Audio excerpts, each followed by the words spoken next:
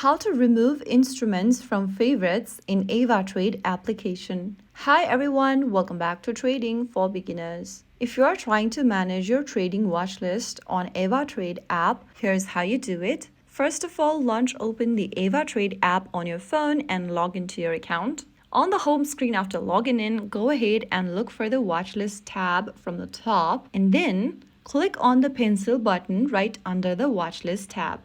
Now you'll come across this page where you'll scroll through the list and locate the instrument you want to remove. So let's say I'm just going to remove the gold instrument over here.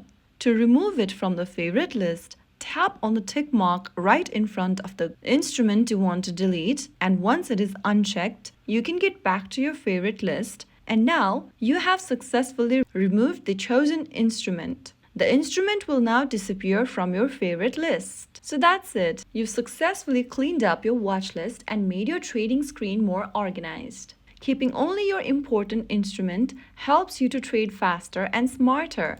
If you found the video helpful, don't forget to like, share, and subscribe to our channel. I will be back again in the next video. Stay tuned and thanks for watching.